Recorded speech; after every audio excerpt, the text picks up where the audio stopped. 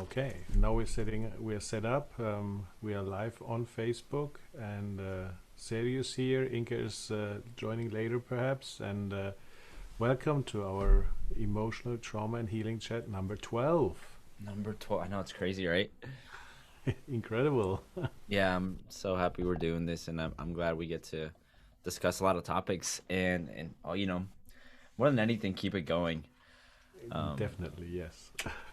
so, I mean, it seems like Inca's gonna be joining later, and we hope everything's okay. Some last minute things came up, um, but I thought we could start with something that we kind of skipped um, in the past sessions, and that is kind of an introduction to anybody who doesn't know us and what we do. So I thought it would be good to just say who we are and what we do and what we've been dedicating ourselves to personally. Um, for me, my name's Sergio Leal, and I have been on a healing journey for quite a number of years. Um, I've been in therapy. I've been in psychotherapy. I've been trying to work on a lot of issues from my past that kind of arose in a moment that I wasn't expecting. And I also have a psychology degree. I'm a musician, and I've taken these uh, parts of myself to better myself, and in the process, educate people to the best of my abilities. And I've been working on that for a long time. I've learned a lot personally, experientially, going through therapy and through reading a lot of books, which led me to understanding more about the role that trauma plays in our behaviors, in our thoughts, and in our psyche, in how we see the world.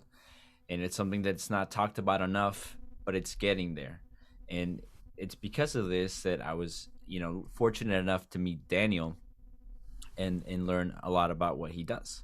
So, would you like to say more about yourself and who you are? Yeah, of course. And Seri, thank you very much for sharing this. It's beautiful. Yeah, my name is Daniel Zeiss. I studied medicine, and I'm a licensed medical doctor in Germany and Spain. And yeah, I came. I started with surgery and internal medicine, so something very far away from psychology or psychotherapy. Hmm. And then I went to occupational medicine, and certain situations in life happened, and I also came into a situation which I didn't understand. So life wasn't that easy as it used to be, Hmm. and I wanted to understand that, and started researching that what my scientist mind wanted to do, wanted to understand why life changed, and how things work together in the psyche. Of course, studying medicine, we have psychology lessons and so on, but that's very much different when it happens to your on yourself, and so there's lots of the theory and the practical situations. These They're differ different. quite. Yeah. And and so, well, I started studying, I started reading, and the field was incredible. I always compare that with a white map. Okay, so you have no clue of the world, and there's just a piece of paper, and you have to start mapping it out.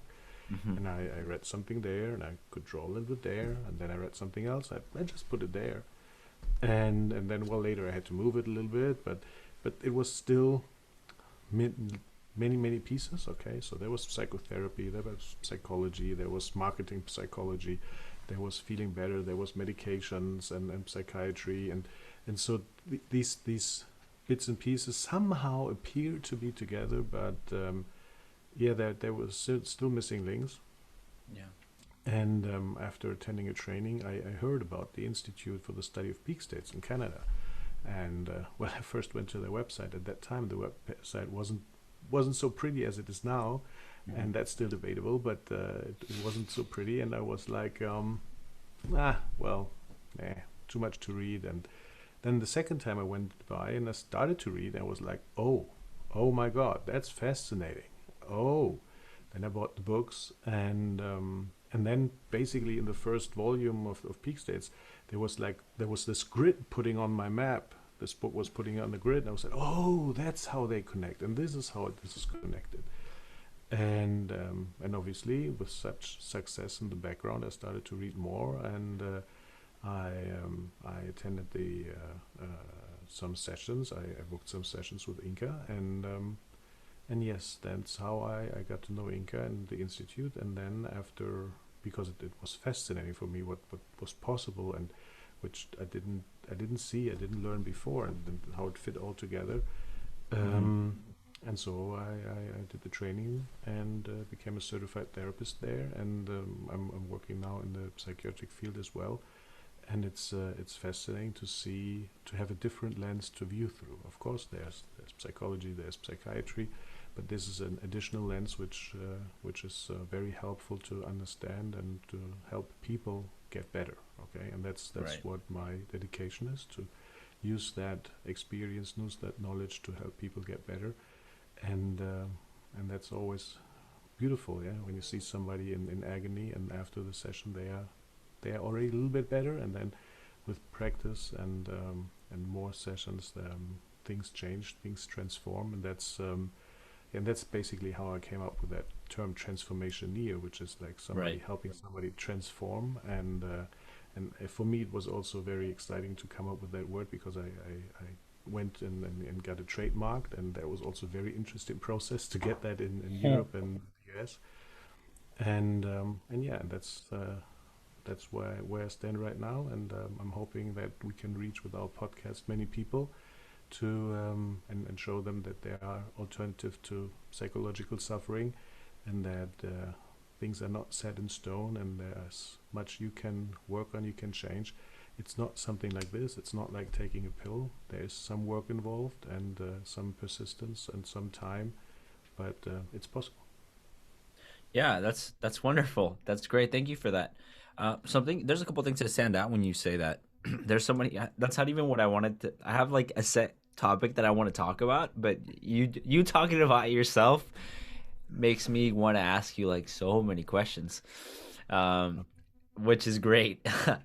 One of the things that I want to reiterate, and I think it's super important, is what is the difference between what you've come to understand that goes it seems to go a little bit beyond what formal medicine has taught you as a doctor, and it seems like you found that somewhere else with the institute, and it was this underlying map that connected everything. What would you say is the difference, or what would you say was the thing you found that really makes feeling better and alleviating emotional suffering and psychological suffering? What's that key factor that's different?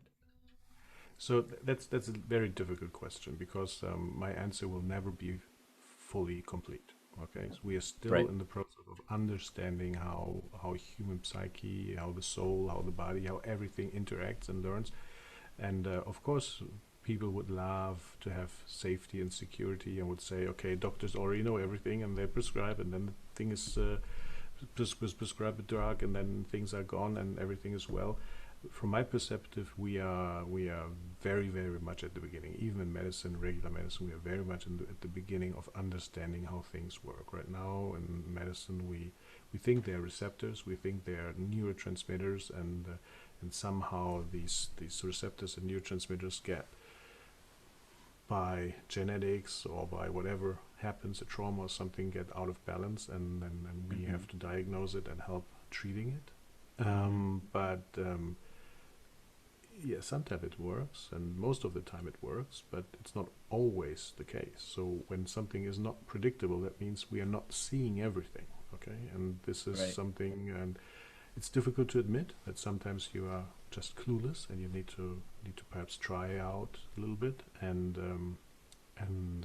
yeah, that's sometimes very difficult for people, for patients, and for doctors to understand, because that creates the emotion of helplessness, one of the most, yeah, feared of or not pleasant emotion we have. If we feel helpless, we just want to do something to not be helpless anymore, and not to feel that way. And this is research, and that's Hmm. exactly where the institute comes in. They researched in a different direction, and for me, it's layers. Okay, there's no such thing as they are right and they are wrong, and that would be way too easy to just say, oh, that's all bad and this all good. For me, it's layers. Okay, we have certain layers, and my model is not complete that I created from the world I perceive, but it's progressing and it's growing, and it's helping me understand and helping the clients. So um, there are certain situations where you need drugs. Okay, so you need, because there's an emergency, somebody's feeling suicidal, feeling really bad, and then the tapping techniques perhaps that the institute offers are difficult. If the person has no trust in them, if there's no time perhaps to use and explain them, then it's nice to have a drug which works within 20 minutes or 30 minutes and has the effect, and then perhaps calms the person down, calms the situation down, Mm-hmm. and that's great that we have it. But then there's the case that somebody that might have fear of flying not necessarily needs to take drugs to get rid of that fear of flying. Okay, there Mm-hmm. might be regular psychotherapy, and you might need 12, 24 sessions or even 60 sessions to counter that, depending on what the origin for that fear of flying is. If there's some huge trauma in the background, or if there's just, I don't know, fear of losing control or something like this when you're stepping in an airplane, and and it could be that this fear of flying is just a simple trauma that with tapping could be resolved within 1 hour. Right. Okay, and just because somebody says I'm afraid of flying, that's not enough to diagnose what the core issue really is and what Mm-hmm. the root cause really is. So yeah, and that's the fantastic thing. And if one has the chance to get to know many techniques, many models, many perspectives on the situation, it's basically one thing. You look from this angle, you look a little bit from this angle, you look from that angle, and that then makes that thing three-dimensional. So you understand it better, and then you Mm-hmm. can help a little bit better. Okay. So yeah, it's not doesn't seem like it seems like you guys are making a lot of progress in the field of trauma, but like you said, that's good to know. That's always a good it's counterintuitive, but it's always a good thing to hear that, you don't know everything. Because No. sometimes the fact that people um can seem to want to give you that sense of like confidence and that they'll fix everything right away. It's super easy, and Hmm. that's not always the case, right? And I find it pretty paradoxical because it seems like while these techniques are, and I'm speaking from somebody who's learning them at this time and becoming more connected to my body and to my emotions, it sounds like they're a lot easier in a lot of respects, but they also take some skill to learn. Um, and they are faster than most things you would experience to help you. But at the same time, you're not calling it like a magic pill, right? And I remember when I was doing psychotherapy, I remember talking to my therapist at the time because there was so much analysis going on, right? Like that was my tool. Like if I understood why I felt this way, it did have a sort of reprieve. It did make me feel a little better. Um, but it still persisted. It was still there. And I remember thinking like that was it. And then I remember stumbling upon trauma therapy and more than anything transpersonal psychology and the work of Stan Groff, and that's how it started. And the idea of it's always there, right? The idea that whatever is going on with you, there's always a root issue where it stems from. So that's something that I feel like psychotherapy shares with trauma therapy, that idea. And we talk about it even in general. Um, and I remember just thinking that and I remember telling my therapist, I was like, I want to learn more about trauma therapy and stuff. And I think her two caveats were like that there isn't like a magical pill, right? And then the other one was that feeling your emotions again is kind of like masochism, and that I shouldn't do this basically. And it was hard fighting against someone who'd been helping me for a long time and like trusting my gut in this, but it's funny because you're not saying it's a magic pill. you're not saying, and it's not. I keep thinking like when I do trauma therapy, it's gonna be like super easy. I'm just gonna feel a little bit, and then it's gonna go away. And a lot of the times, I'm thinking like, damn, I don't want to do this. It's gonna feel bad. Like it's not gonna feel good. I'm gonna have to go do work on something that isn't necessarily just hard, but painful. Sometimes, and actually, a lot of things in life are like that. But it's just great to hear that. Um, so Let's just get back to the painful part, Sergio. It's true. So it's not like I'm like this, feel bad, and then take a pill, and then the pain goes away, and everything is just butterflies. yeah, That's not how it is. But yeah, on the other hand, what your therapist possibly said was that you have to relive or re-experience the trauma, which is also not true. Okay, at least for our techniques, we hmm are well aware of that there is something, and we basically need to, yeah, focus it. So we have to find it somehow in the grid of our being, but we don't hmm have to go dive in and completely experience it from zero to I don't know how many minutes it took. But we work with the emotion. Okay, we just see what is the emotion, and as I said before, many times it's an emotion of being powerless and being helpless. When we can say it like this easily, we add the letters and then we say the word, but what it really means, what it refers to in our body, usually is very painful. Okay, and then we just need to feel it where it is that in our body, and with that we can work and we can apply the tapping techniques, and usually very quickly you get relief. Okay, so while the person is focusing on it, while is tapping on it, there's already relief. And when that first, oh my God, I feel it and it goes away and then it doesn't come back, when that basically sunk in and then make click, then many clients say, okay, yes, it's worth experiencing it again. It's worth going into that emotion for a little bit, yeah, tapping on it, and then it's gone. Okay, and it will yeah, not bother me again. And that's something. I also have the opposite, that people have something and we start tapping, and let's say we always use SATS rating from 0, nothing, to 10, the worst imaginable pain, and there's something which the client says is an 8, and we start the tapping, and then it comes down to a 2, and then the client says, okay, I'm done, I'm going. I said, no, let's go to a 0, and I said, no, that's fine. Okay, it's bearable. It's much better than before. Okay, sometimes that's okay. I always advise to just go a little bit longer, because you never know how it's going to be without it. Okay, life is yeah, completely different and feels much nicer. And but sometimes the client is perhaps even afraid of, if that pain is gone, what am I?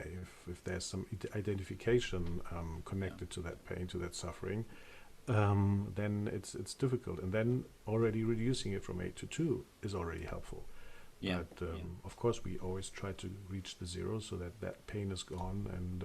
And as we explained in the previous episodes, then there's also something metabolically happening. There's a metabolic pathway which is freed, and we simply work better, and which in the end activates our peak states, which make life much nicer to live. right. Yeah, and that's kind of the goal, right? To be able to experience life to the best of uh, the abilities that we've been given as humans Hmm. with this And there's incredible something consciousness. there's something really interesting happening as well. So when we reach to 0, then there's the first, like, oh my God, it's nice. There's a feeling of calm, peaceful, and emotionally lightness. Okay, that's like having a backpack, a heavy backpack. You can put it in the side, and you're like, oh, nice. Okay, Yeah. and then sometimes it's just 2 3 minutes later, they're like, oh, it was always like this. That's something we call the apex phenomenon, and Uh huh. which is really difficult. And then you talk to the client, no, no, I don't remember that it was different. It was always like this. Mm-hmm. And then it's good that we sometimes have a recording or have our notes and tell the client, well, you just said that, like, seeing your daughter or something gave you pain of 8, and now you see your daughter, it's not nothing. And then the patient can still access that memory from the painful, but obviously most people don't want to access that, and then say, no, it's good, it's fine, there's no pain. And Yeah. that's actually very nice to see. Sometimes very difficult to explain the client that there has been change. Okay, because that Right. apex phenomenon makes it difficult for them to perceive. Yeah, that is weird. Is there some reason why you think that happens? Why we tend to That's forget? that. That's just speculation, because it's gone, and either their clients don't want to remember the pain, Yeah. and because it's a painful memory, and the pain will be gone, but it's still like there's like some conditioning of not going into pain and avoiding pain and going around it. And the other thing is that perhaps something really has changed in the past. We don't really know what future, present, and past are. So perhaps something Right. really has changed in the past, and therefore it's like a different It's timeline. But perceived I don't know. completely That's all differently. speculation. Yeah. So we Hmm. don't know. Right, you're getting into the metaphysical there, right? Like Yes. I've heard the idea that the past and the present and the future are really just happening right now. And when you're changing the past, right, you're in a way changing the future. And if you to from a trauma perspective, like it's interesting to think about it like that because you're like you're saying you're conditioning and the behaviors and the goals you can achieve are much different because you're not limited by the things that are tying you to the past, right? So like if you're, I don't know, afraid of public speaking and then you heal that, you know, your future's going to look a lot different. You'll accomplish things that just you were not going to be able to. So it Correct. makes sense from that perspective and I understand that. That makes sense. And you know, talking about these things where people are going from 8 to 2s and maybe not zeros kind of leads me to this next topic that I want to talk about, which is we're talking about in a way about secondary gains, right? That's what they call it in psychology, which is there's a reason why you there's a reason why you hold on to that feeling. It serves some kind of purpose, whether Mhm. it helps you maintain a victim mentality, it keeps you from the uncertainty of what your life could be, a lot of things.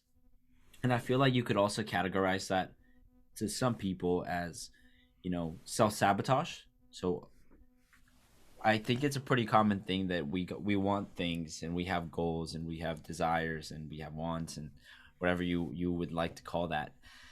Um, Yet somehow I would say a large chunk of us, and I'm going to include myself in this, we tend to get in our own way, right? The the term we are our own worst enemy, because there are the goals we have and there are things we want and we don't achieve them.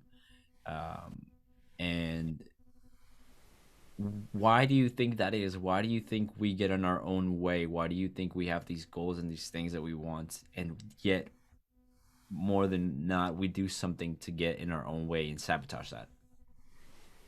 Well, the short answer is because of the secondary gain, and the long answer is it's very difficult. First of all, the naming or the labeling of self sabotage is already really, really, really bad because, from my perspective, it's a negative. It's a negative description of what you're doing. But from where I come from, I don't see that as negative. It's just the way how a person behaves and reacts, and there's a reason for that behavior. And the reason usually is trauma. Okay? Trauma, trying to avoid or overcompensate or surrender to something. Yeah, be the victim is surrender, Yeah. and these are the basic coping mechanisms we have. Yeah, the avoidance, the surrender, and the overcompensation, Mm-hmm. and that's the behavior that the person has, and it's but there's judgment with it, and the judgment basically adds oil into the fire because then the person does not only stand on their own feet. There's another idiom for that, right? They're standing on their own feet. They're not getting ahead, but they're getting shamed for it. So it's not only bad once; it's twice or three times bad because they broke some conventions, some rules, some moral codes, and then they didn't get ahead, and then they did something bad. So first of all, I wouldn't call it that. I just call it it's a behavior. It's a not helpful behavior. Okay, for Okay. that person. So if that person wants to do a presentation and then tries to avoid sitting down and creating the PowerPoints for that presentation, that is actually something. It's a not helpful behavior because the deadline will come soon, and then there's the presentation to you, and without the slides you can't practice, and without the practice you're not that safe and confident on stage as you it would be if you had 2 weeks of practice, yeah, in front of your Right. wife, in front of your colleagues, your peers, or whatever. And so this postponing of sitting down and creating the PowerPoint slides could be called self-sabotaging behavior, but I would just call it certain behavior which is created by, I don't know, performance anxiety, fear of showing the way they talk or whatever is behind it, and it's avoiding to get into contact with that topic. Yeah, okay. It's surrender, avoidance, and overcompensation. The three ways we can cope with the situation when we're not dealing with the situation, and so I avoid that. Therefore, I'm not starting to do the PowerPoints, and that's the Mm-hmm. self-sabotaging behavior. Um, and basically, this is all trauma related. Okay, when I'm afraid of standing in front of this the in front of the audience, and then I'm also afraid of um, I don't know, doing some errors in my slides perhaps, and then there are traumas which are interconnected, and there, we also call them guarding traumas. So there's one trauma guarding the other trauma. So when you work on the performance anxiety, then it doesn't really work because other traumas are basically holding that in place, and therefore, as I'm always saying, the tapping techniques are pretty simple, okay, Yeah. but the diagnosing on which one to work first and then how to connect them, that's basically the art of this kind of trauma Yeah. therapy. Yeah, I'm sure. Um, I know we've talked about guarding trauma before, but I love that you're talking about it like this because I feel like that's really what a lot of people need to understand when we talk about this, right? Like you're being you're playing out these dynamics in real time with good examples of how these behaviors that we have are really stemming from something that we don't want to feel. And so because we don't want to feel, right? Like procrastination is a great example. A lot of the times Mhm. there's either like fear involved or you don't want to do it because you hate it, but you don't want to admit you hate it, or you are afraid of failing, or you a lot of things, right?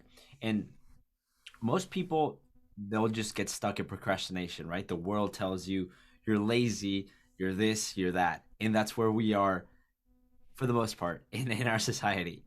Mhm. Uh, That's the then shaming there's the part, yeah, which is normal. exactly, Nobody gets motivation by being shamed, but that's yeah, just how it works. Yes. and it's and there's no self awareness, there's no self realization that gets you to that next level of what you want to accomplish and who you want to be.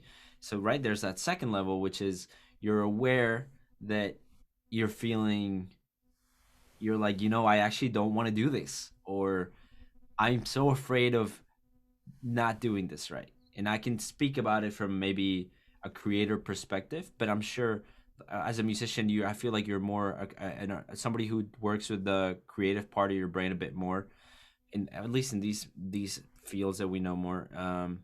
I feel like you tend to be more aware, but then there's that last layer, which is okay. What do I do about it?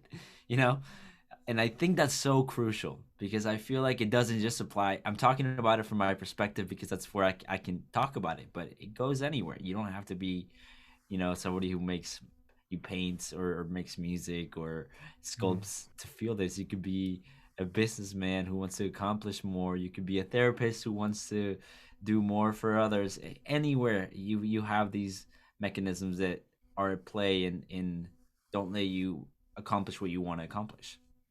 Um, so yeah, that's great. That's really great. And yeah, you're right. I wish I had a better word than I like what you said. Just a not a not helpful behavior. Yeah, Just it's call not it helpful. that. Yeah, Yeah. that's a good thing. That's a good word to say it. So Um, what I like very much is oh man, I just had it on my tongue, and now I can't tip of say your it tongue. anymore. In the tip of my tongue. Well, just say something while I Google that guy's name. Okay, Um, that's so funny because I had something to say too, and I completely forgot it. And but it had to do with this. But I mean, like I said, I'll just reiterate this is I think it's super important for people in general oh, to now. understand that. To So understand now I these know. things. Bruce Lipton, yeah, the author of Biology Oh of yeah. Belief, Hmm. he said actually you don't need a therapist. Yeah? You just need a good technique, and then you just need to observe yourself. And wherever something gets very difficult in your life, that's where you got to work on. And that's pretty true. Yeah, there's it. Yeah, whenever you struggle with something, whenever you feel there's a wall you're hitting your head on, if there's ever something that you can't pass, then that's a very very good sign indicator of that there's trauma, yeah, that there's something you need to work on, and that is not something you need to be shamed for, but that's just something that's a personal challenge, personal struggle. Hmm. And if you have good tools, actually when with a little training you can do that. Okay, so you don't need to go for any small thing you need to go see a therapist. After a certain time, clients get the hang of how it's done. Okay, and then the simple things can be done. Okay, so for example, I hate going shopping. Okay, so you don't need to go to a therapist then after you dealt with certain other traumas perhaps, and then you just feel into yourself, you apply the techniques, and that might be just a small thing for you. It might be a big issue for somebody else. It's very individual, but there are certain things that you can diagnose on your own when there's something really complicated for you, where you struggle, which you don't want to do, which you want to avoid, where you want to overcompensate. Okay, where you say, "Oh, I need to be the best." It's also a sign where there's something behind which makes your life difficult. And Right. resolving that usually helps in lowering your stress level, and therefore makes life much easier. Right. And as we talked before, stress tends to be just an accumulation of a lot of traumas being activated that just make your threshold, I guess you could say, a lot lower. Hmm.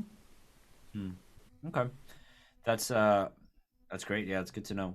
Before I forget, because I remembered, I wanted to talk a bit about guarding trauma, and I know we have before, and I kind of wanted to talk about it from your perspective and the perspective as I understand it, but I actually think I'm wrong. But yeah, I know in IFS, for those who I just heard about this, I just started learning about this a year ago. IFS stands for Internal Family Systems, which is a form of therapy that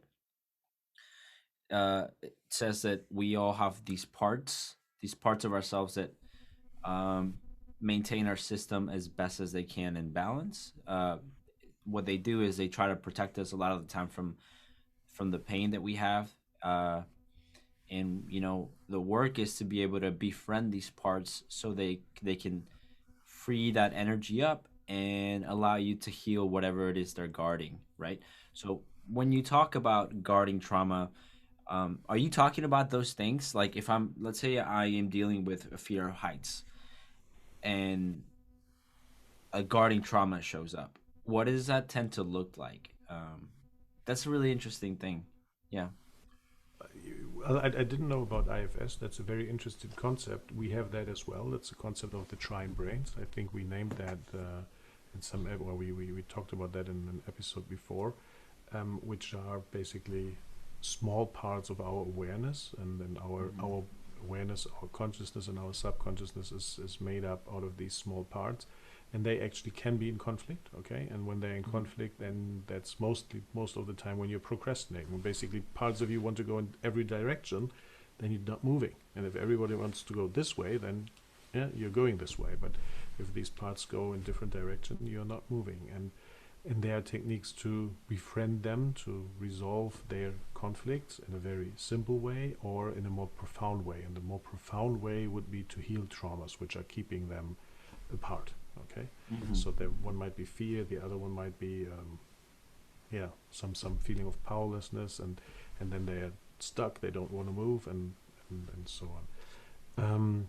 Let me think about a good example for regarding trauma. Um, um, Yeah, for example, you are afraid of let's take the presentation thing. You're afraid of doing presentations, okay? Hmm. And we could work on this, and perhaps it doesn't work, okay? It doesn't work. It doesn't heal. It doesn't want to go away. And then we talk a little bit about that, and then you let me know. I know when I'm doing that presentation well, I'm going to be promoted, And if I'm promoted, there's going to be more responsibility, and I hate taking responsibility. Okay, so basically the fear of taking responsibility is holding that other trauma in place, and so we can work on this trauma and it will never go away because this trauma wants to keep it. Okay, Mm. and so that's something usually when we talk and when we diagnose, we get the hang of it, and then we first work on that guarding trauma, okay, and then we work on the other trauma. Got it. Got it. So when, but these are these things that you can also teach people to understand within themselves, or do you think that they, for garden trauma, they need to be able to work with a therapist always? Depends on the level of reflection a person has and Yes. wants to have. Okay, when a person, I like the question word why. Yeah, so when you like to ask yourself why am I doing this, why am I doing this, what's behind it, then you can get already very deep.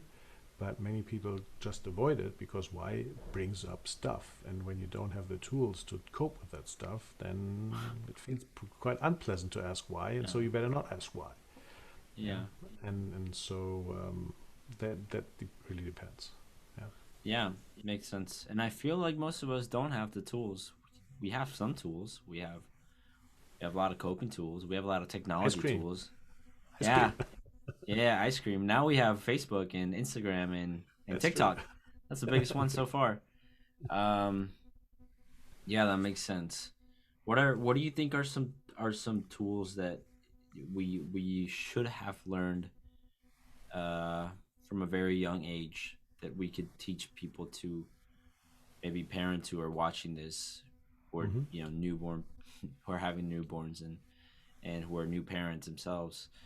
What are some things that they should know about teaching their kids and themselves that are incredible resources for them, for kids to have, to be able to be strong, resilient, and emotionally um, able to process?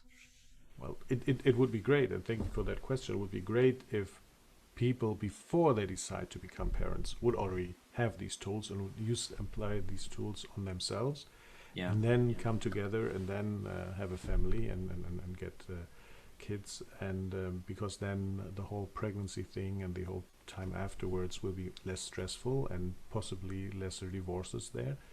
And the first thing is um, to understand that emotions are always within us and we don't have an opening for emotions. Okay, so I can give you a sausage and you can eat that sausage, you can eat it and you digest it and so on, and you have an opening in your body for that, but you don't have an opening for emotions. Okay, Yeah. so whenever I say something and you start feeling emotions about what I said, I didn't create that emotion in you. Okay, I just might have triggered it, but I didn't create it. The creator was you. Is that correct English? I think it was, right? So Creator. it, yeah, and that is something because many people tend to have, oh, this person used a wrong pronoun or said something bad, and now I feel shitty. So that person is guilty, yeah, and did something wrong. But that person just triggered something. That emotion was already within, okay, and it was just got activated. And in a world, in a very good, in a very friendly, in a very uh, advanced world, we would understand that and would see, okay, if that emotion is within me and this person triggered me, so I can thank that person and I can work on myself to resolve that emotion, okay, and then the next time somebody says like this, I can just say, yeah, I had that too, like 5 years ago. I remember, yeah, I was already aggravated when somebody said that and that to me, but Mm-hmm. it's not anymore. And then I live a more calm and peaceful life. And Yeah. especially in couples, it's beautiful. In relationships at work, it's beautiful. With your friends, with your peers, it's beautiful. So that would be the very, very first thing, to really understand if I point a finger at you, there are three fingers pointing back to me, and this person is not the one who created that emotion. He might have triggered it, and that might have been insensitive. Mm-hmm. Yeah. Okay. So if you see somebody trying to lose weight in a diet, and you just bring him a chocolate bar, that's insensitive. Of course, you trigger some sort of emotion. That person is struggling to lose weight, and then you're doing something like this. Okay, but the emotion that person has was created within that person. That other thing was like very insensitive behavior. Okay. Mm-hmm. Yeah, makes sense. Um, and um, and then the second thing is as a tool. I always recommend to do that loving yourself meditation, because that's like a muscle. Okay, you can learn to relax your body, and that relaxation is connected to that image in that meditation. And when you learned it well enough, whenever you think about that image, your body just calms down. So whenever there's a stressful situation, and you in stress, we can't react uh, good. Okay, we can't use our human capacity to talk and to think when we're under stress. So we think about that image, and then the body calms down, and then we can start thinking again. Okay, there's certain mechanisms in our brain which inhibit under stress the use of the prefrontal cortex, so where all the intelligence is stored basically. And with that technique, even if there's an argument, you just think about that image, and then you calm down, and then you can say, wait, we decided not to throw stuff towards each other. We just sit down and talk, perhaps. Okay, and so that will take a lot of heat out of situations. So that it would be a useful tool. You could also do other things like progressive muscle relaxation, or autogene training, or stuff like this, but or meditation, just something where you can immediately invoke relaxation in the body. Okay, Mm-hmm. that's a very, very second useful tool. And of course the third useful tool would be to have certain techniques which you really can use to release these bad emotions, these traumas. Okay, Yeah. and this can be a simple EFT, that can be the techniques we're using, that can be inner unity, that can be somatic experiencing, whatever. So to have a tool to definitely work, to definitely heal that trauma. Yeah. Yeah. Um. So it's But three things. Yeah, the right. understanding, what are emotions and where they're created, a way to relax, immediately relax, to diffuse a situation, and the third one is to when you have time to sit down and work. And the Right. work can also be just talk to each other, and then sometimes things get clearer. But most of the time, it's good to have some extra tools available. Right. But I have two questions. As kids, the first one, as kids, is it viable to teach kids these tapping techniques? And And there's even a beautiful, beautiful book for tapping. Something gorilla thumbs and something. Let me just Google that very yeah, it sounds great. gorilla I thumbs. think I think Inca And is here as even, well. yeah, gorilla thumbs and bear hugs. That's a beautiful EFT book where kids can learn to tap. And with kids and young adults, it's something we observed.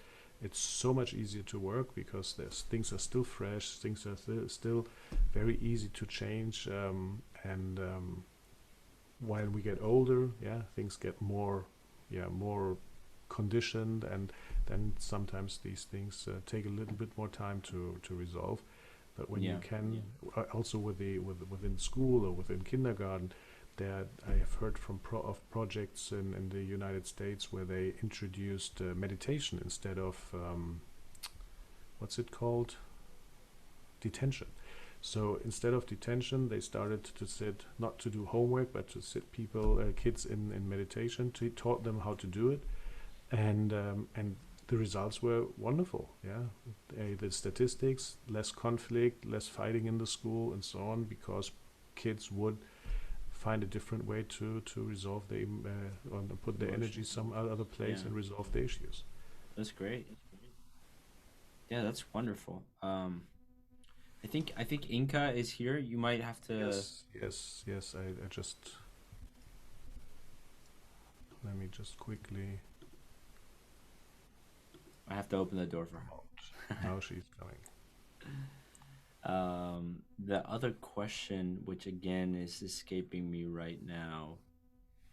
First question was about kids. Hey, Inca. Hey, sorry for the delay, and I somehow didn't get that invitation to be on the panel, so I've been listening in and trying to wave my arms and for you guys to see me. Sorry. Now you're here. Beautiful. Well, yeah, glad you're here. Glad you're here. We've been just to catch up a little bit. We've talked a lot about just reiterating a couple things, going a little bit into self sabotage, going a little bit into the importance of not calling it self sabotage, but just another behavior. Um, the importance of teaching kids and parents foundational resources to heal, to uh, de-escalate emotional things, situations, and to be more attuned to them, as well as relaxation techniques. And again, for anyone watching this, Daniel has a great video on his YouTube channel um, that teaches you how to do this. Just as you've mentioned before to me, just maybe 15 minutes a day, maybe twice. It's very short. It's very pleasing. It feels very good once you start getting the hang of it. It is very relaxing. It is a wonderful technique and a great resource. So thank you for having that. And I urge everybody to, um, yeah, to go check it out. Before we move any further, we also introduced ourselves, which was something that we didn't explicitly do before. So it would be great if you just talked a little bit about yourself, Inka, and introduced yourself. Talked about how you came to be a therapist with the institute, and how you got to where you are. Oh my, you spring that on me like that. I gotta. Okay. Yeah, it's a long time ago. I became a therapist with the institute in 2006, basically. And in my former life, I was working at Siemens. So totally different thing. Mm-hmm. And when they restructured their company, I could already see it coming that probably the department I was in was going to be dissolved. So I made a smart move for them to buy me out, basically. Mm-hmm. And I used that money to become a therapist, which was something that was much closer to my heart anyway. Like I had just taken that job at Siemens to just like make some money and support my family. Yeah.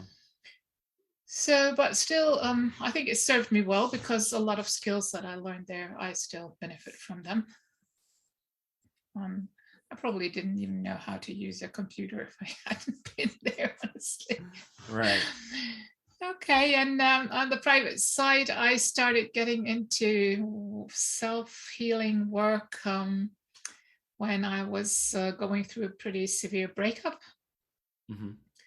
And I was really having a hard time handling it. So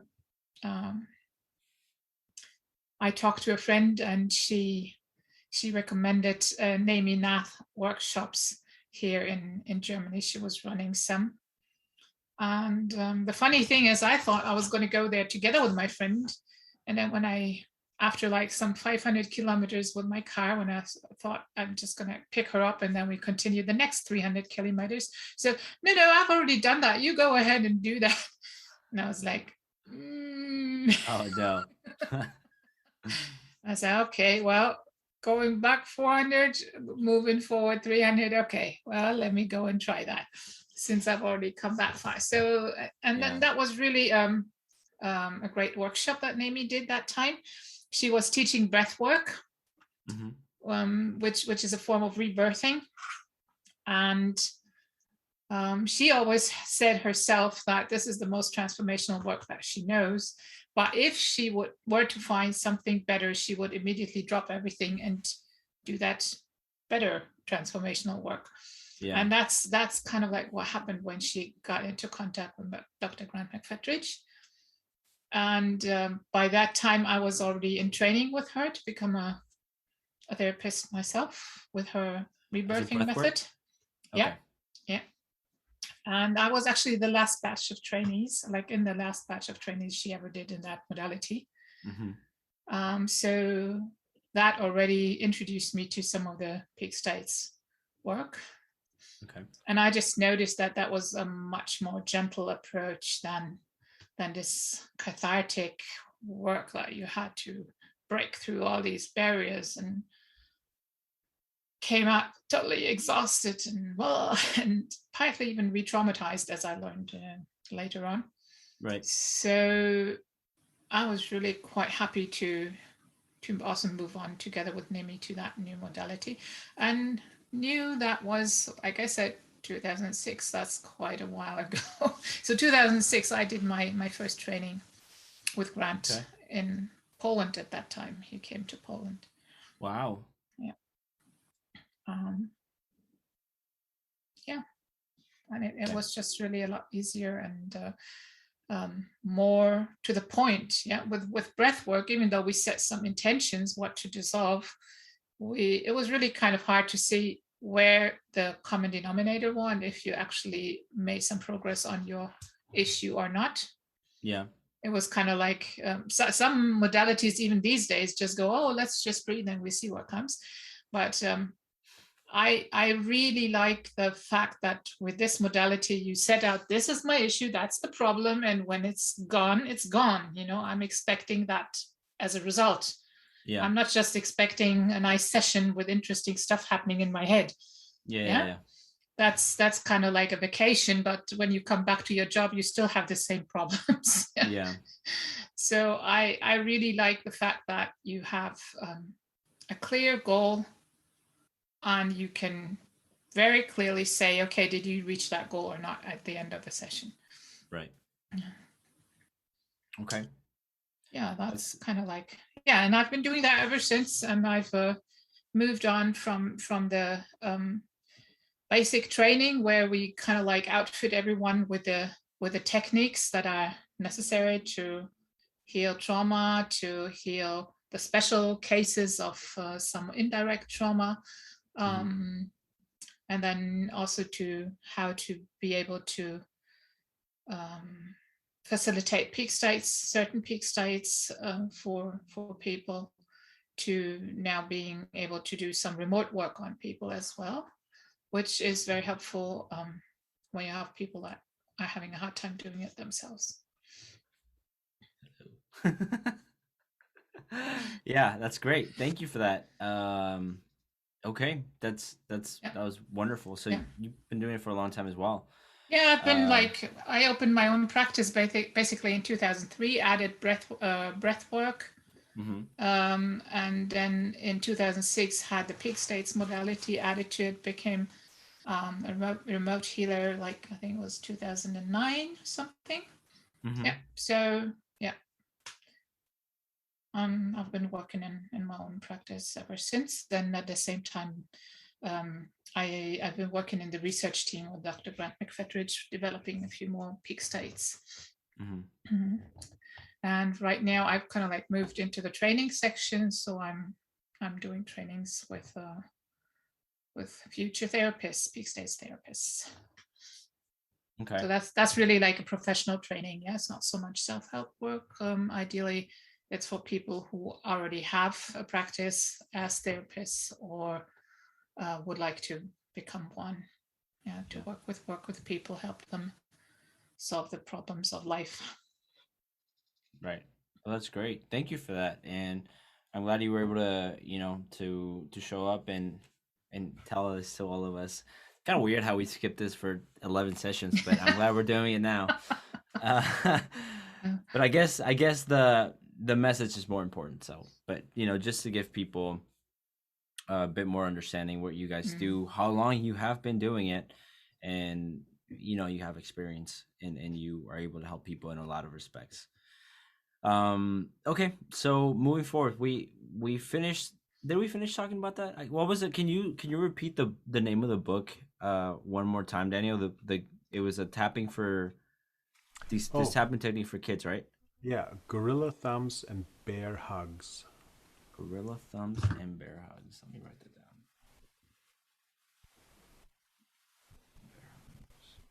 Okay, got it. Okay, so but and are these? I'm assuming this is more EFT from what's his name? Gary Craig. Gary Gary Craig Craig. created that EFT, and many other people created their flavors of EFT. Mm-hmm. And I think this book was created by somebody who's really promoting EFT in a big way. They also have an app and so on, and that's Right. good. That's Yeah. we like that, and we use techniques from the EFT people as well, plus self-created techniques. Right. Why do techniques like EFT work? I mean, when you think about it, when you think about the modalities that exist right now, they're mostly mind based, right? And even somatically based. So, how are you feeling? Tell me what is going on, analyze your life, talk about your life. And then you have something that, people worldwide use where you tap parts of your body to kind of reach these results. And I get I don't think it's for anybody who might be in the medical field or anybody listening who might not know about these things, like it sounds strange, like, and unless you've done these things, it's very strange to think like, why are you tapping parts of your body? Like, how is that helpful? That sounds like crazy people talk. And yeah, it's one of those things, like, unless you've done it, like, it just doesn't make sense. So is there some kind of reason why that was discovered? Like, why does that work? Why is that helpful to us? Actually, I didn't do much of the history study. I know that the EFT was created for the Vietnam veterans coming back. They had all experienced horrible things in Vietnam, and Hmm. I think also this veterinary this VA hospital system was created in the States after that, right? Hmm. And then that Gary came along, and for whatever reason, he found that tapping on certain points of the body, saying certain things, and creates relief. Okay, and whenever something creates relief and it works, and then people start using it. Yeah? It's like ice cream. You notice that it helps you deal with a stressful situation with your partner. Then you eat ice cream the next time again and again, and then you grow bigger and bigger and bigger. And with this, you didn't grow bigger. You just resolved your issues. Okay, Yeah. and so that's the very empirical approach, and that's how science works. Okay, you have a hypothesis, and you try it out, and it works, and then you research and research and research, and of course there are theories on what is done, why it works. Okay, and EFT is considered to be an energy psychology tool, and energy Yeah. psychology says they are modifying the meridians, and the meridians is something in old Chinese medicine is used, and acupuncture is used, and there are models, and there are many people that say that helps. Okay, Yeah. science has not yet 100% been able to understand why, but whoever heals, yeah, when it works, it works. It's beautiful. Right. And from my understanding, we are basically focusing on certain things in a certain way, and this using tapping creates certain effects in the body, and these basically resolve stuck issues, stuck emotion, Right. resolve trauma, and we can look at in the wild. You see a lion chasing a gazelle, okay, and then if the lion didn't make it and the gazelle was faster, the gazelle Hmm. will run further, and then it will stop and it will shiver in the whole body. And after time shivering, it will just continue grazing as everything was normal before. Okay, will not think Right. about the lion. And basically, one theory is that with this shivering, all the hormones, the stress hormones, and everything in the body gets metabolized, and then nothing gets stuck, nothing gets stays unprocessed, and then afterwards the gazelle is happy, and you can observe that in ducks as well. Okay, when ducks are fighting, they're fighting, and then they turn around and then swim away, and then they flap their wings, basically doing this metabolism thing, and then everything is fine. But what happens when you and your wife have an argument? Yeah, everybody stays sour, and one sleeps on the couch, the other one in the bed, and there's no shivering, and there's no flapping of wings and something. You're just Right. having that stuck emotion within you, and when you Yeah. do that often enough, then well, something happens. Okay, and this is what we think is called trauma. There are metabolic pathways which get stuck. Makes sense. I could maybe add a little bit of the history um, to EFT. Gary Craig developed it from a precursor version by Dr. Roger Callahan, I think it was his name, who had the TFT modality developed from basically a variation of Chinese acupuncture. Okay. Yeah, so that's why we're doing meridian tapping here, and where that's how the connection is. And so there was some realizations that certain meridians and certain points on the meridian seem to correlate to certain emotions, certain types of emotions. And then Gary Craig went ahead and kind of like condensed the whole thing to a point where you didn't have to analyze which emotion it was and what meridian do I do with it, and where do I tap, but you just have one protocol that kind of like fits all, like one size fits all. Yeah. So the trick here is really just to guide the emotions while the release happens through that meridian tapping. Okay. So it works. Okay. So in a way, it just tends to facilitate that movement. Okay. That's so interesting. I think what's is it difficult? I feel like this is more towards you guys are you guys still function under a biological model, right? Like there are still things that are very difficult to prove with the technology, and I'm sure with the resources that you guys have, but for all the work you've done, it's a biological model. Is it difficult to um to marry these ideas of energy, right? Energy healing, and then a psychology which does not, you know, validate energy at all as a form of like just talk, like that's like heresy. And then biology as well. I mean, biology to an extent, we can use energy as a form of dialect to express ourselves, right? Like I have this like hot energy in our body, but sometimes when we're talking about energy modalities, you like spirituality kind of encompasses that word as well. They use energy differently. Like it's not some kind of metabolic process. It's not some stuck trauma.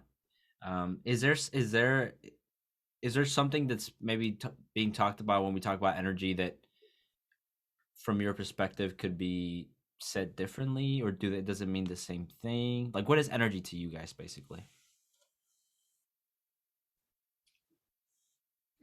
Good question. I would hazard that it's just a form of perception.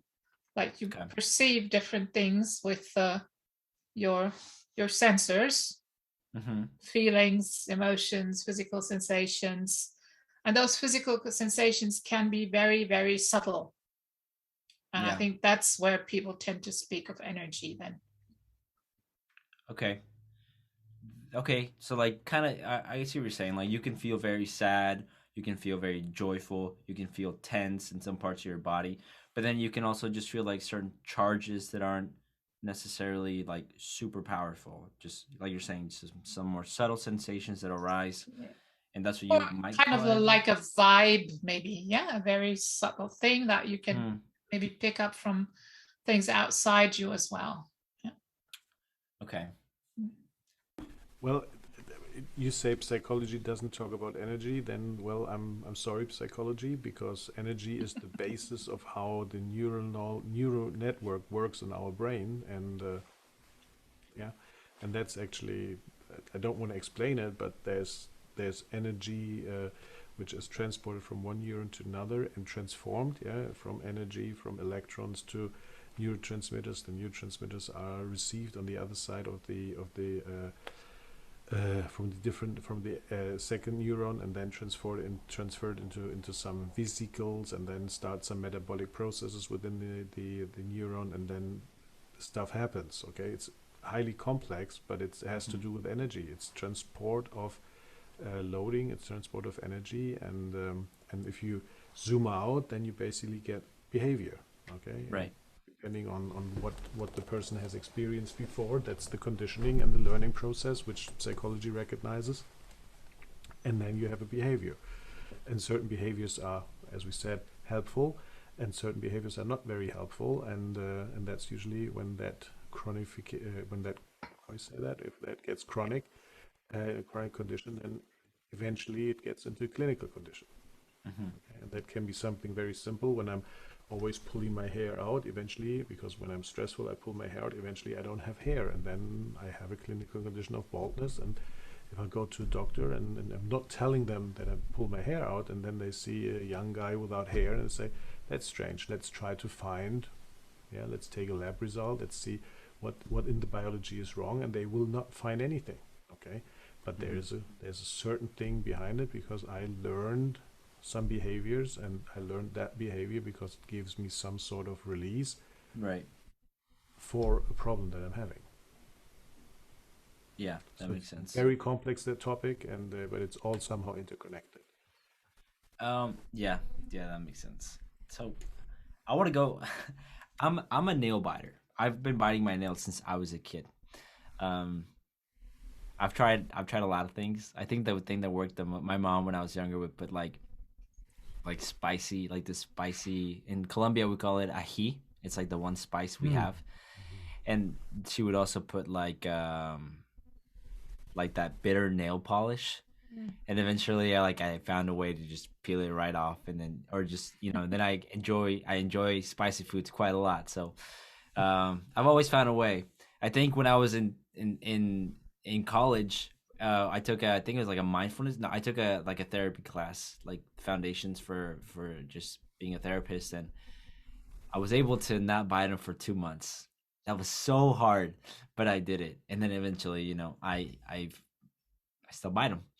I know, I'm aware that it's a nervous tick. I will say though, like, it doesn't. It's more subtle. Like, I don't notice that I'm like highly. I don't think I'm highly anxious when I'm biting them. I just begin to bite them. It's almost like a response.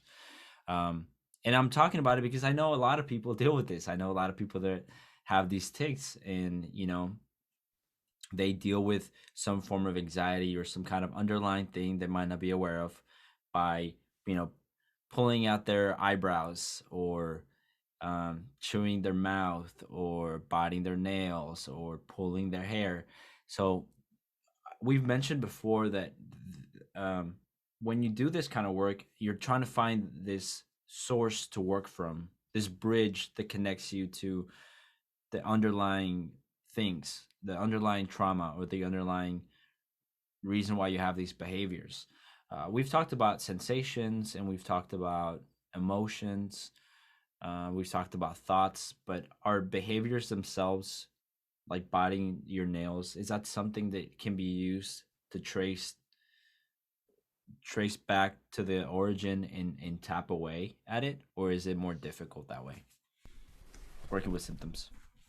Well, that's a very interesting question, Sergio, and I think it's the way you describe it with the ahi, or the polish, the nail polish. That's exactly how first we think we can influence behavior. Okay, we Right. have a certain behavior, and then we make that behavior undesirable, and then we think that this changes, Yeah. but it doesn't do it, because there's something behind that behavior that drives the behavior.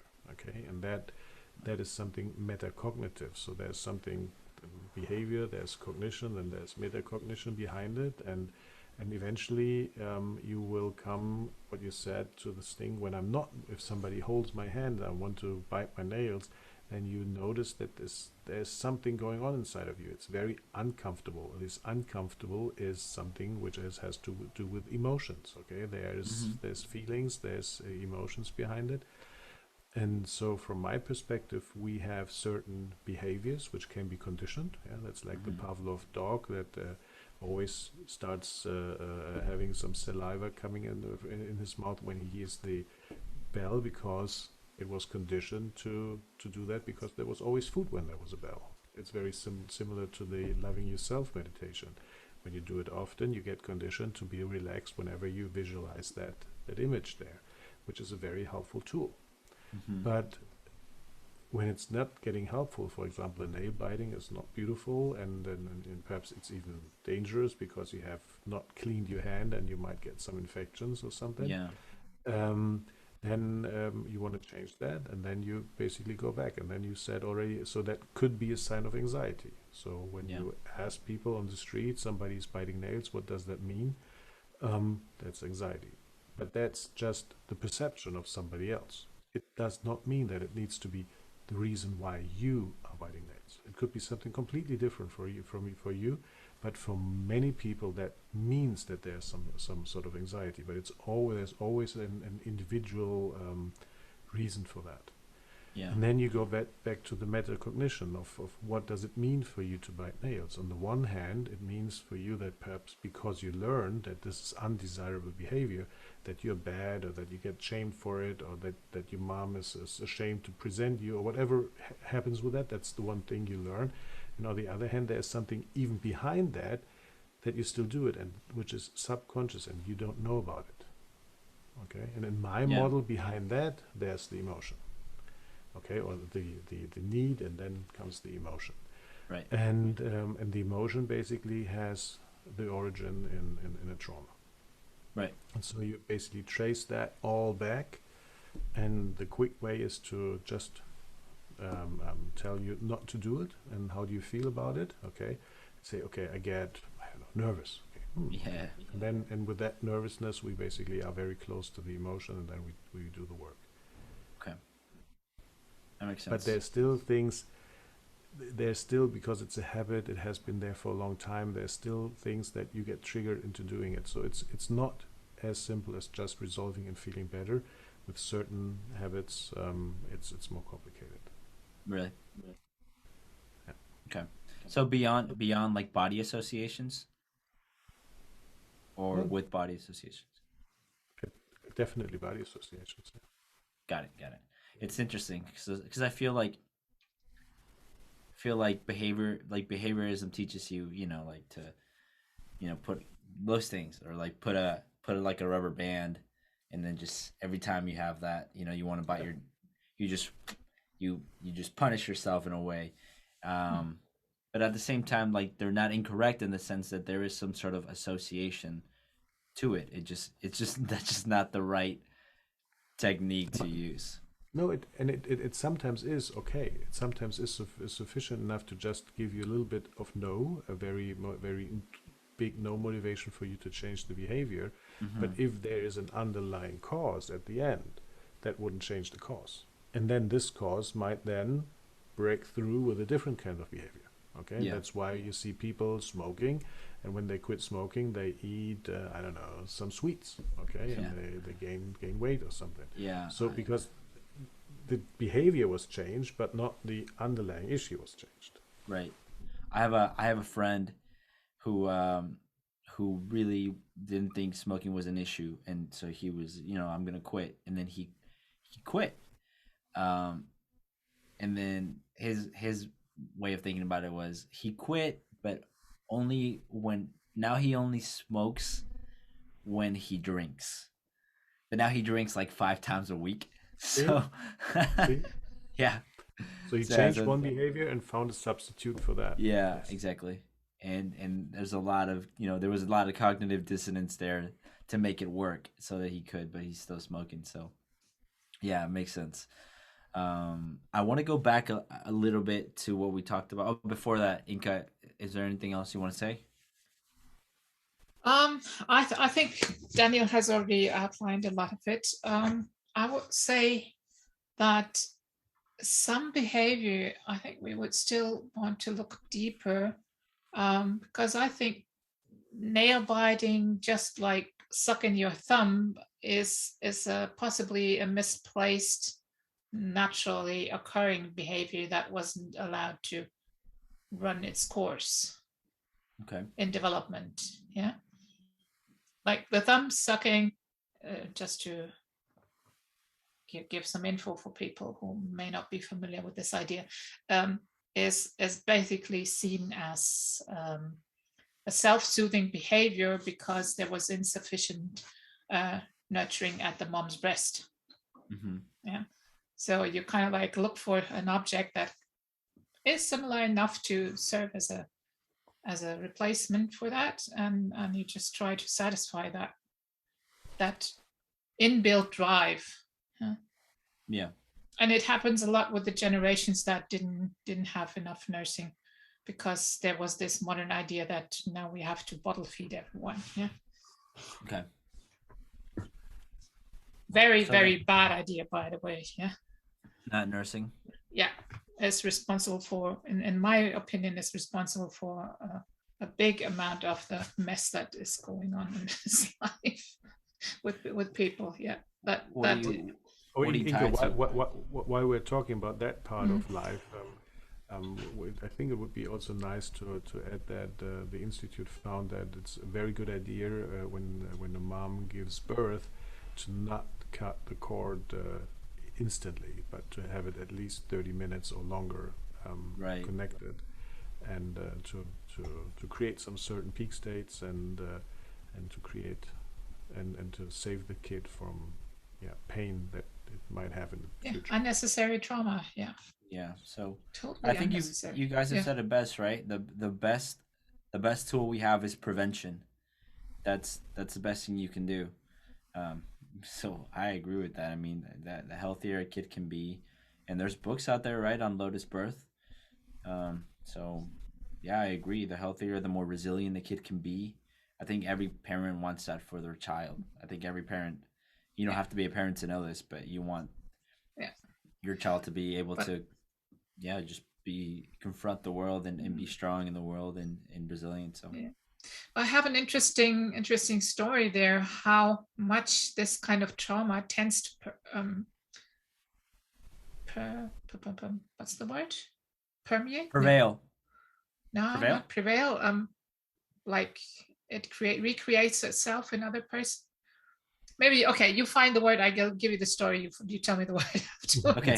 Okay. Here's the story. When I gave birth to my daughter, and it was a home birth, I instructed the midwife not to cut the cord and to Yeah. just let it pulse out naturally. Yeah. And that midwife was a bit of an alternative sort, so she wasn't too unfamiliar with this kind of ideas. Okay. And still, when my daughter was born, you couldn't see quick, like I couldn't do anything quick enough. Right away, that she cut the cord. Wow. Yeah. So it's this like, this is how it has to be. It's been done to me. It has to be done to everyone. Yeah. Kind of reasoning that also goes into Like female genital mutilation, but I think we might be digressing a bit. Yeah, But it's circumcision. basically the same thing. Yeah, circumcision. You pass on something that was done to you, and it's really hard to break the chain here. So maybe if a few more people knew about these contexts, that that bit of thinking sets in, and that we don't have to. Is it perpetrate? Yeah, that sounds like a good behavior. word. That sounds like Yeah. it would be an appropriate use for that. Yeah, I think so. Okay. Well, I'm sorry to hear that. That must have been incredibly frustrating. Yeah. Wow. You try to make everything nice and everything ideal, and then shit happens. Okay. Well, Wow. Okay, so yeah, again, that's lotus birth for anybody listening, and sure Not necessarily lotus birth. That's one very extreme or very elaborate way of doing it. As the institute said, at least 30 minutes, not only pulsing. Now the pulsing thingy is something in medicine which is now known, but the institute recommends to do it even a little bit longer, to a minimum of 30 minutes, because the placenta is an organ of the child, and you're basically cutting off an organ of the child. So that's the first big trauma there, and Okay. yeah, that's the tissue that has been scientifically proven. So that's not just a wild idea that we developed. It is fetal tissue. Okay. Yeah. So not like most cultures used to think that the placenta is the mom's thing. Yeah. It's not. It's basically an sort of like, you could call it an external stomach of the child. Okay. Yeah. And it connects to the womb wall for nourishment. And then, after that job is done and after the child is born, that organ isn't needed anymore. And it can be allowed to kind of like fulfill its natural cycle and die off on its own.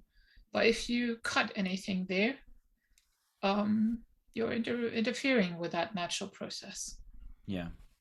And in peak states, we have that theory, and that has been proven in our work, that certain events where you change the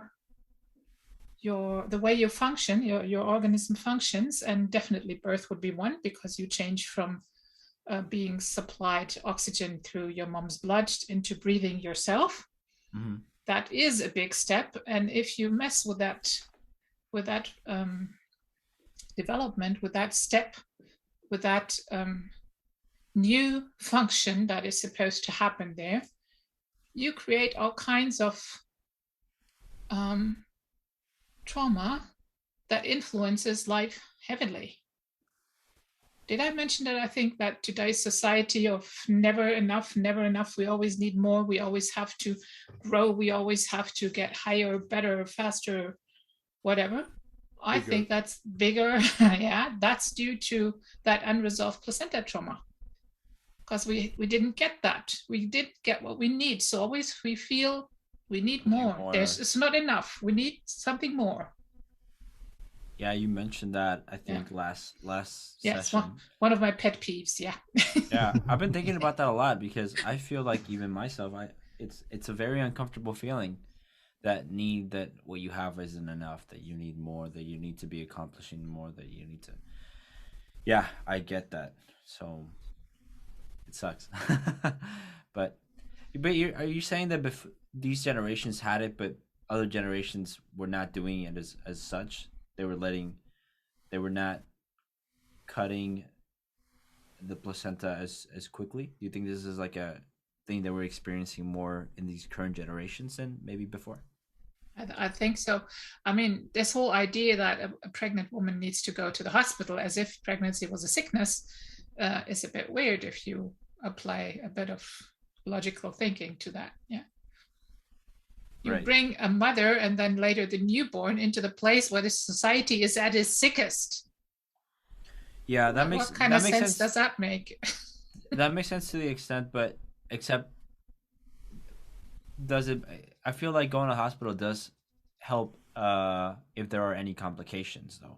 Any kind of like if there's kind of injury to the woman during pregnancy or during birth, I mean, there's a better chance of survival if they're at a hospital, right? Here's the kicker. How many of these complications are triggered by being in the hospital environment? I wouldn't know. I'm not a mom, unfortunately. Yeah. Yeah. You guys would know more about this than I would, to be honest. So.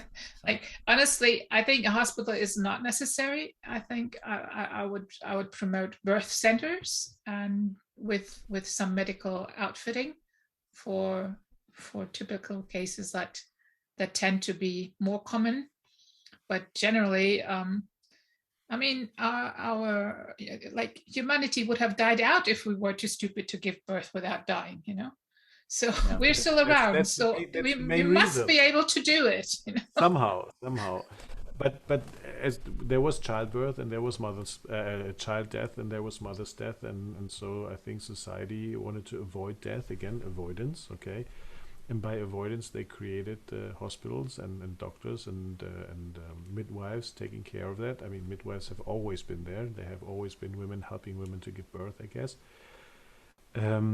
But to avoid that, and with that avoidance, there was some success. But at the beginning, we know how we found that with the puerperal fever. Okay, doctors didn't wash their hands. They were working on dead people in the beginning, and then they would go and deliver babies, and then they would have that puerperal fever in many mothers, and they would die out. And that's how we basically discovered modern hygiene, because then somebody observed, and they observed that mothers who had a doctor just come in without working on dead corpses before would survive, and the other ones would die.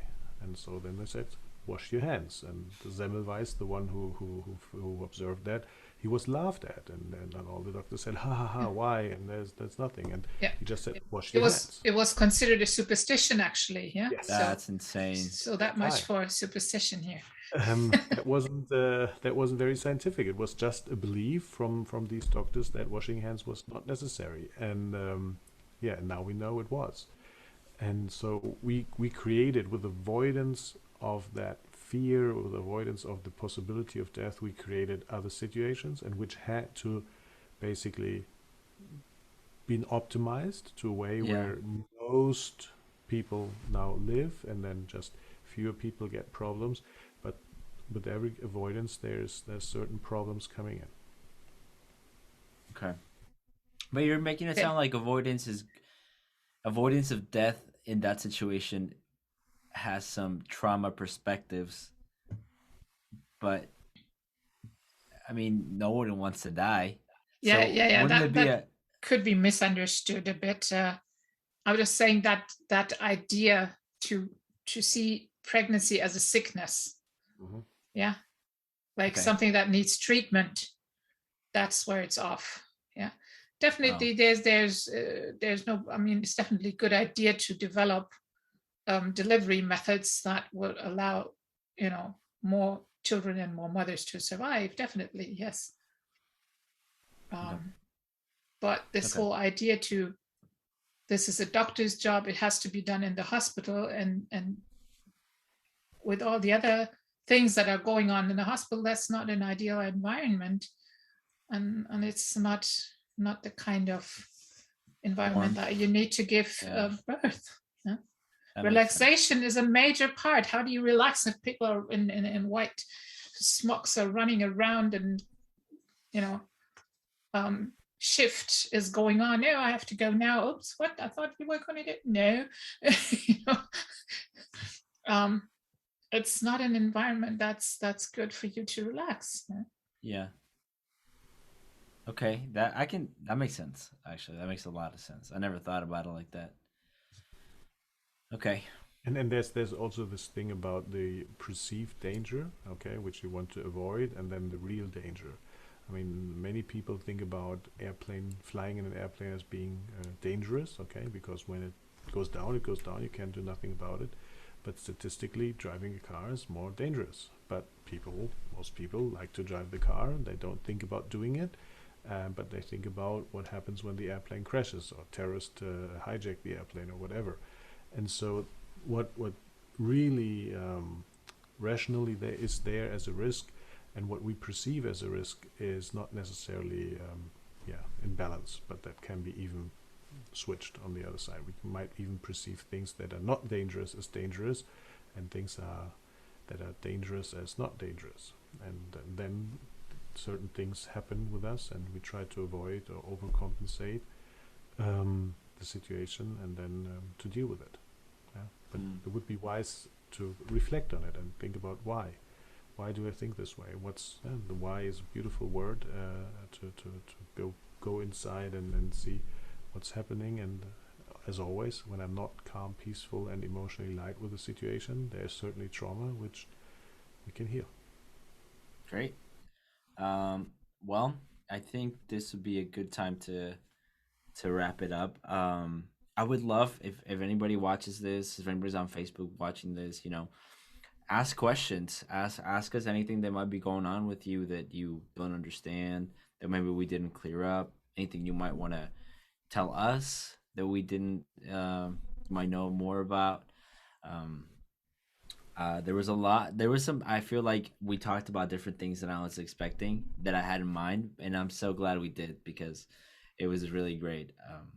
I want to thank you, Daniel, and I want to thank you, Inka, for sharing about how you got into this field, all the work you're doing, and not just that, but the time you're spending here right now, sharing everything that you're trying to show the world to become better, to become kinder, to become healthier. And if anybody has any questions, I urge you to reach out to them because I'm sure they would be more than happy to help you, and they would be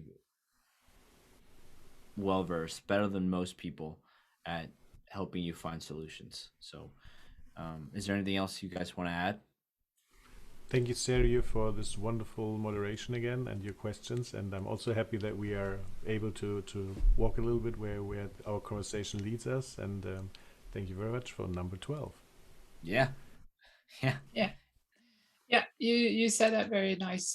Thank you very much for your moderation, Sergio, and yeah, for the different talking points that we get just to see the ramifications of where this all can influence life, what we're doing. Yeah.